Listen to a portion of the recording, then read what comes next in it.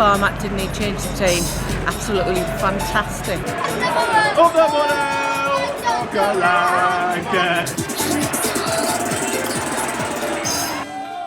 Yep, it's that time again. It's RedArmyTV. Hey, what an assembled throng we have in the studio. Absolutely fantastic. On the back of the West Brom draw. That's the disappointment, but it's all uphill. No, it isn't. It's downhill from here. Joe Nicholson in the studio as well. And Duzza, the world champ. Welcome to the programme. Sounds great every time people say that. Thank you. Yeah, Glen here in the studio. Brought your trophy along as well. What did it mean to win the trophy? Such a big achievement. I think for any darts player, that trophy that you're looking at to your right there is the absolute pinnacle. And it's something I've dreamt of for many, many years.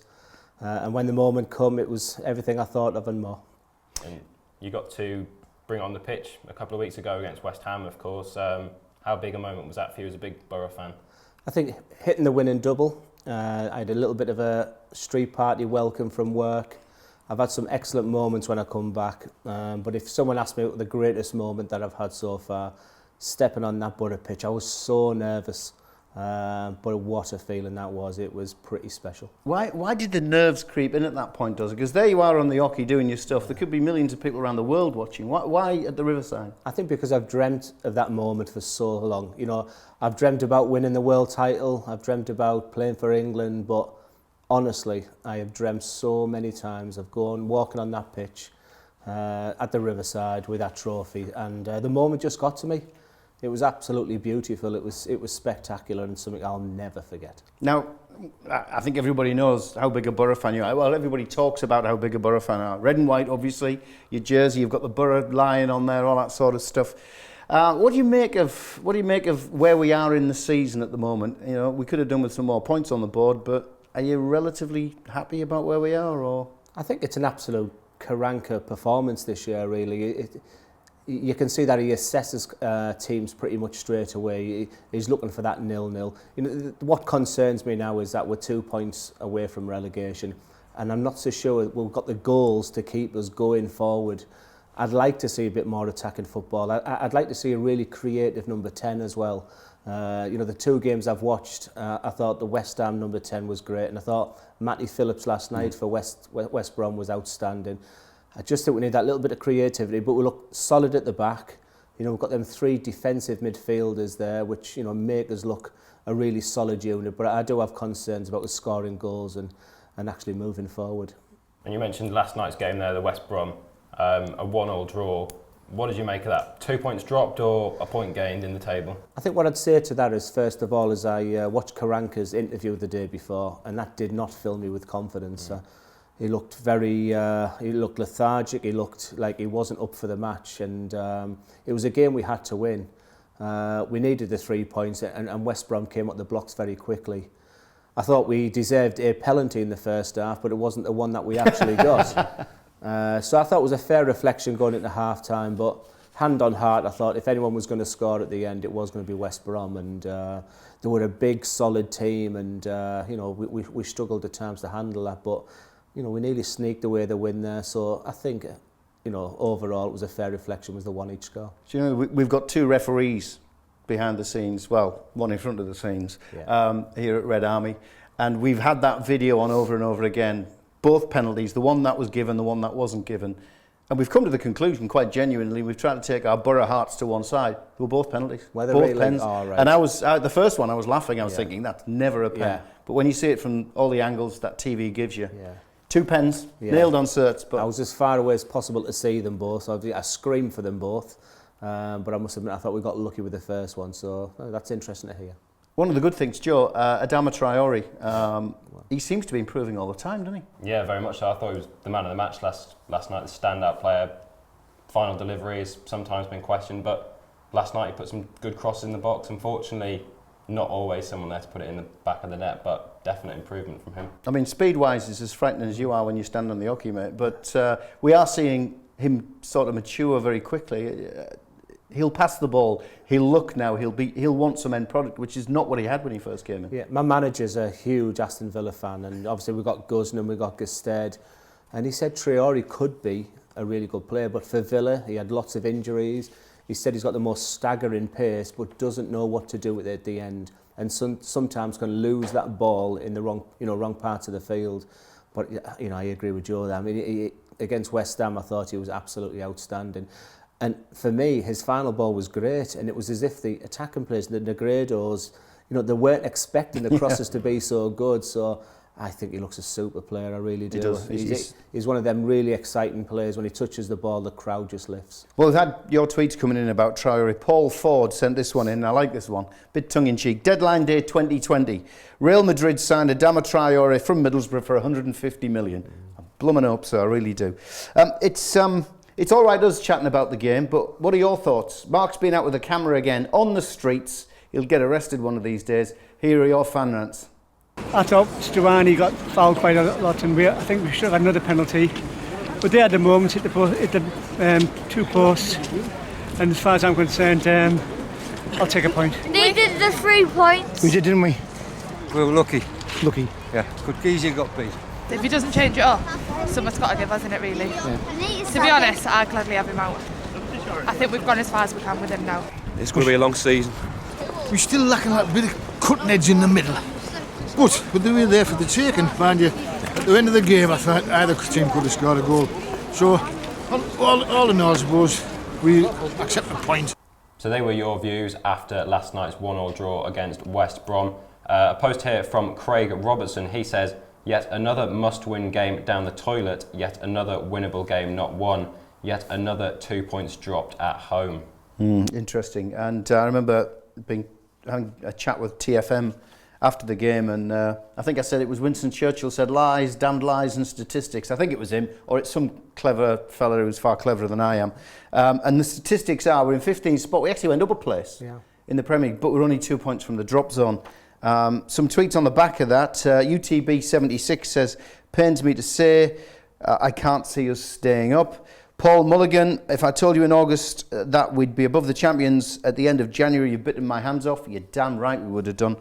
Rob Scott, not wetting the bed or having a meltdown, but tonight is the first time I genuinely believed we could be relegated. What's your thoughts on that, Glenn? The fact that, we would be happy being above Leicester at this time of the season, but it's just 2 points now, isn't it, from the drop zone? From the point of Leicester, that's an incredible story, isn't it? I mean, it was just wonderful to see a team play like they did and win the title last year, but it just sometimes that second year gets even tougher because people have worked out Leicester, and I think they're really missing the centre midfielder who went to Chelsea, Kante. So I think they're really missing the engine room of him. I've got to agree with some of them tweets. I was nodding away when you said that there. I mean, for the first time, I just worry that we don't have that plan B and C. I thought, when we bought Gestead, is he a poor man's Negredo? Are they going to use him? Or put them both up front. Let's go a little bit more direct. There was a lot of tippy-tappy playing, but we weren't getting an awful lot of distance on the pitch.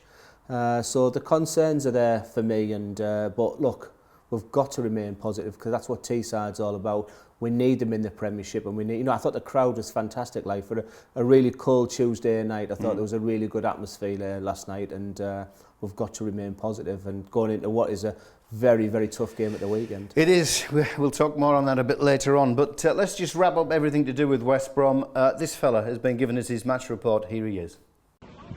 Outside at the Riverside following Boro's 1-1 draw against West Brom, their 9th draw of the season. Another game where Boro didn't play badly, but you felt they could have maybe kicked on in that second half and taken all 3 points against West Brom. Fell behind after 5 minutes when Chris Brunt's free kick wasn't cleared and James Morrison lashed the ball low into the bottom corner to make it 1-0. Boro responded quite quickly when Alvaro Negredo was brought down in the penalty area and converted the spot kick. In the first half, Boro saw a lot of the ball, did create a few chances, most notably through Adama Traore, who looked Boro's best route to goal. He put in a couple of good crosses, made a couple of very menacing runs at the West Brom defence, but just couldn't quite find that second goal. In the second half, Boro did fade a little bit.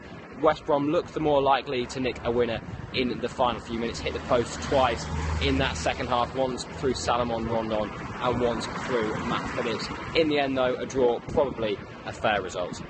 So there's Joe's thoughts on the back of West Brom. Of course, that was on the back of Stanley, exactly. You're old enough to remember that advert, and it does here. Exactly. Yeah, exactly.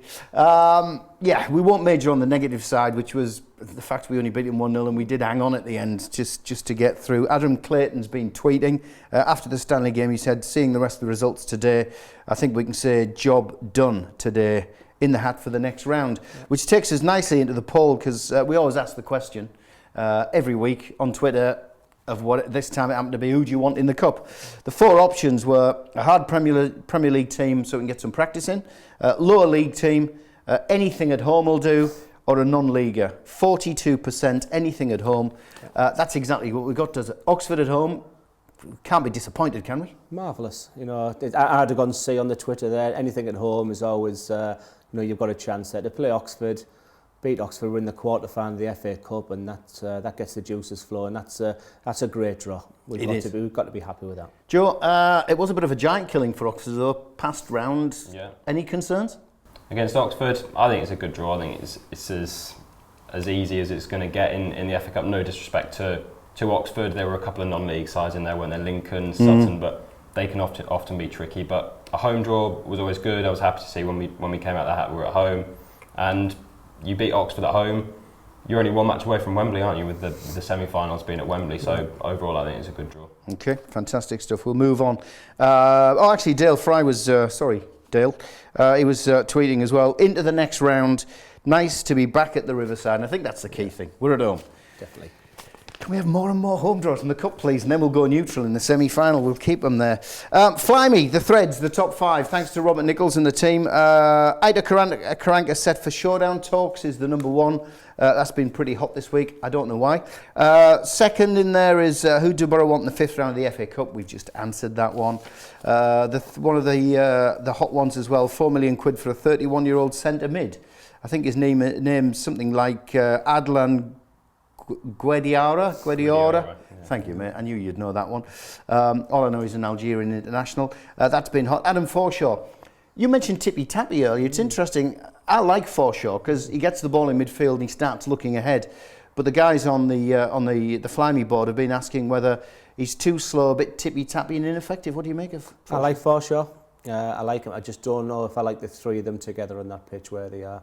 And I'll stand by my original suggestion that I'd like to see that creative number 10 more. Yeah. Do the 3 of them work together in midfield? I think they're all quite similar, aren't they? I think that's the issue. So it works if you're playing Man City away, as we've seen, Arsenal away. At home against West Brom, maybe you need someone a little bit more creative, whether that be a Ramirez, a Downing, who are in the squad at the moment. Maybe you'll change the system, but I can see where they're coming from in that they are a little bit too similar, and Forshaw sometimes does take maybe too much time on the ball, but definitely a player who's good on the ball and can still be a very effective player this season, I think. We've got a bit of housekeeping to do. Are you up for a laugh? Are you up for Definitely. Good man? You Definitely. True Boro lad, eh? Absolutely. Good lad. What we're going to do is we're going to see if Duzza can keep the Boro in the Premier League. We'll do that a bit later on, but a bit of housekeeping to do. Red Faction have been in touch. Thanks, fellas.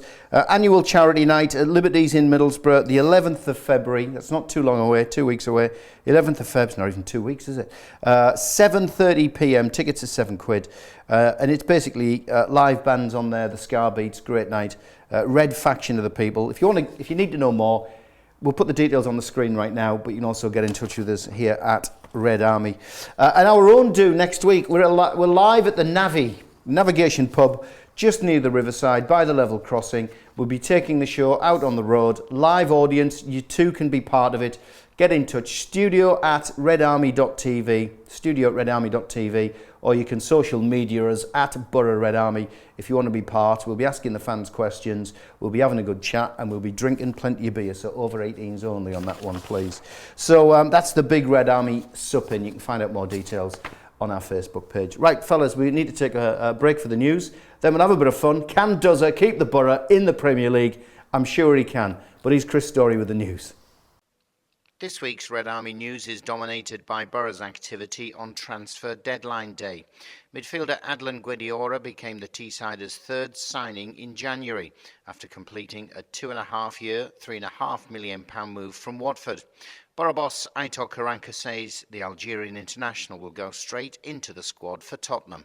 I think he can be involved because he's played the African Nations Cup. He's a player who I know 2-3 years ago because we played against him a few times, and he's giving us experience, quality, because he's a player who's played in Premier League, and we don't have a lot of players who have played, so it's important lad for us because again, he's a good lad. He wanted to join us, and every single lad is going to be important. It was a case of 2 in and 1 out as Jordan Rhodes left the Riverside on loan. The 26-year-old striker signed for Sheffield Wednesday until the end of the season. It's understood that the loan will be made permanent at the end of this campaign. Boro also allowed academy striker Arnold Jankovic to leave the club. The 18-year-old signed for Italian side Empoli for an undisclosed fee. Meanwhile, Carranca's certain Gaston Ramirez will perform despite asking to leave the club. The Uruguayan slapped in a transfer request, but a move to Premier League champs Leicester was denied by the club. No, I haven't spoken with him, but I think you don't need to speak each other because both of us know that he's here. Knowing him, his character for sure, he will want to show how good he is. He has his national team games in March. He knows how difficult was for him when he left the position in the past, and he knows how much this club and this group of players have helped him to be in this position, and for sure he will be important for us. And the big Red Army Suppin is less than a week away.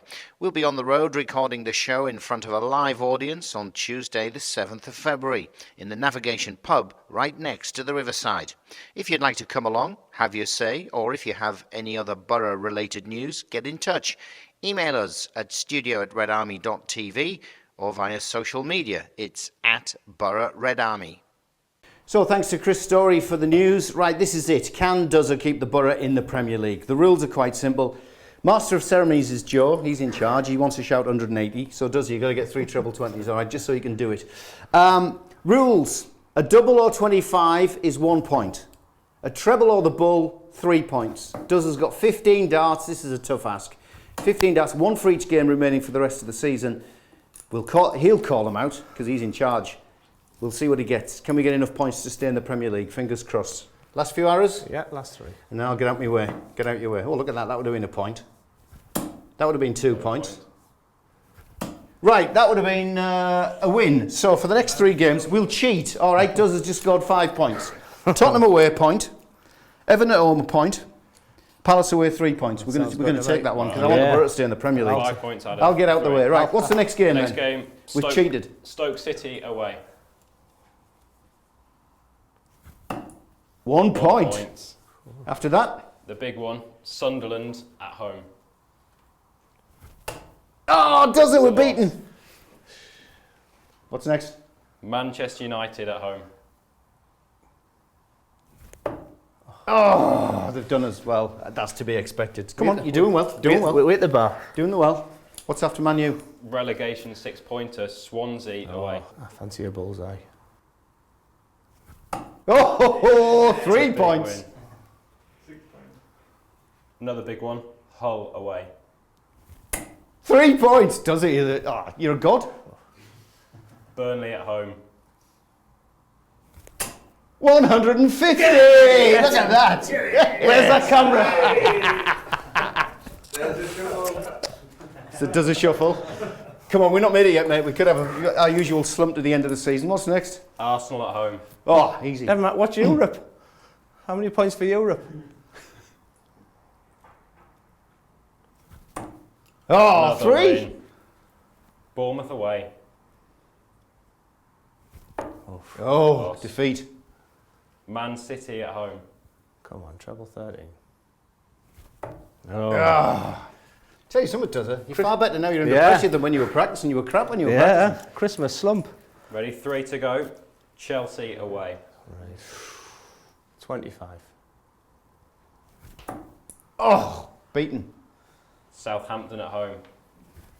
3 points. Love it. 3 points. Last game of the season at Anfield, Liverpool away. Oh! A quick tally. I think you've just saved us, mate. What have we got there? Just counting up now, mate.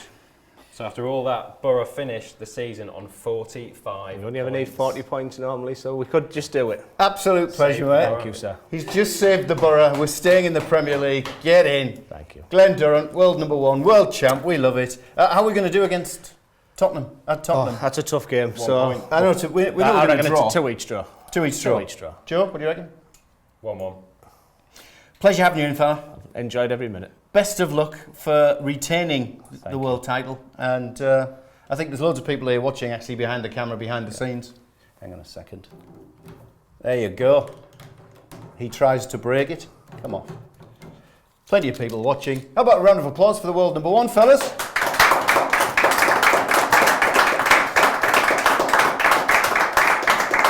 Cheers, Joe. And we'll catch you next week, same place. Catch you then.